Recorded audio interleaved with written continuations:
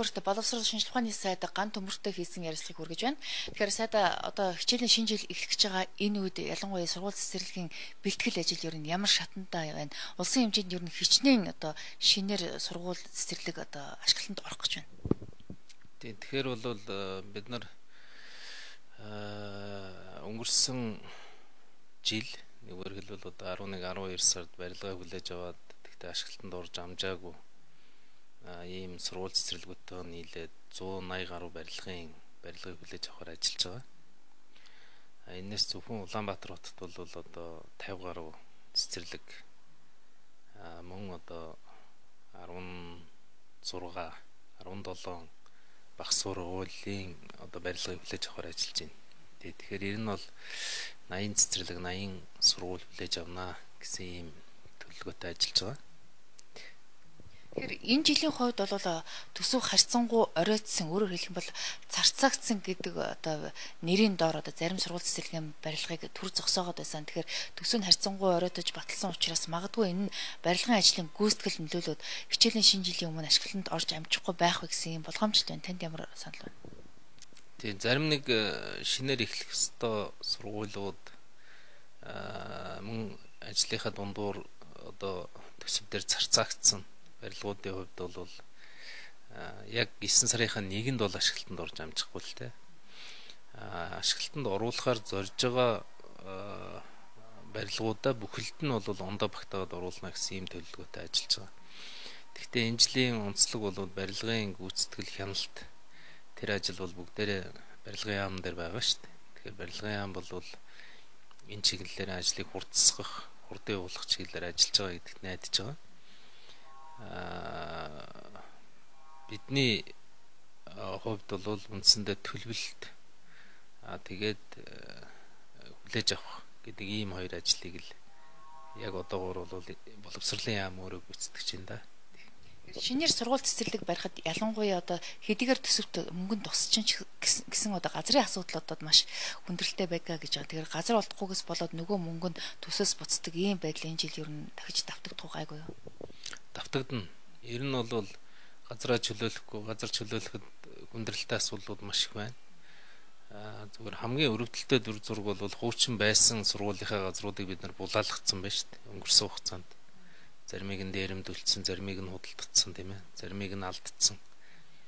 Энээс болоод шинээр бий болж байгаа хорооллуудын дунд одоо сургууль цэцэрлэгийн газрыг зайлшгүй шийдэх шийдвэрийг бол хотын захирагч гаргасан байгаа.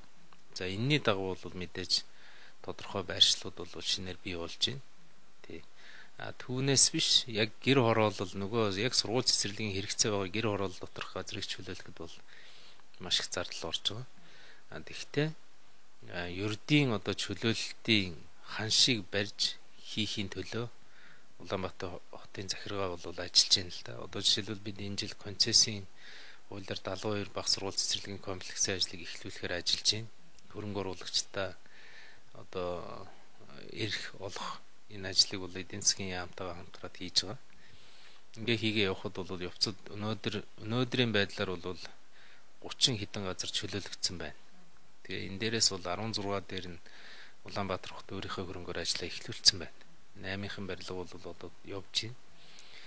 Тэгээд ингээ харахад бол болцоо бол байна. Сургууль цэцэрлэгийн газар олдохгүй байна гэдэг энэ асуудлыг шийдэхин тулд магадгүй төр засгаас тухайн газрыг одоо тодорхой одоо үнээр худалдаж авахаас аргагүй ийм байдал үүсэж байгаа юу? Энийг бас ямар байдлаар зохицуулж болох вэ? Чөлөөлж байгаа гэдэг нь бол бүгдийн худалдаж авсан газар шүү дээ. Тий.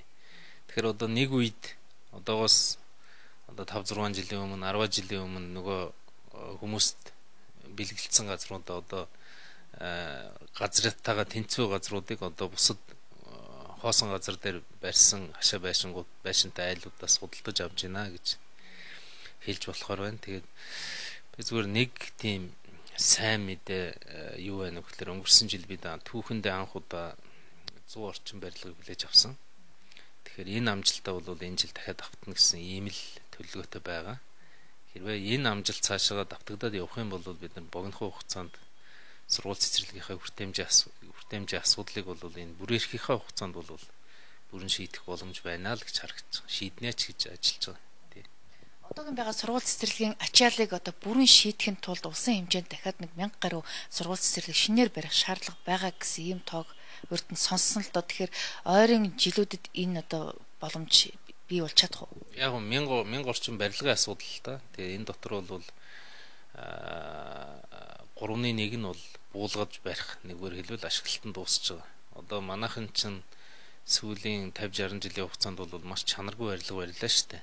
Тийм учраас бол барилгын насжилт бол 30 жилээс дээш гараад эхлэхээр ахлагдах барилгын тоонд орчоод байна л да. Тэгэхээр бид хамгийн олон барилгыг бол 1970 1980 оны үед баригдсан барилгууд байгаад байна.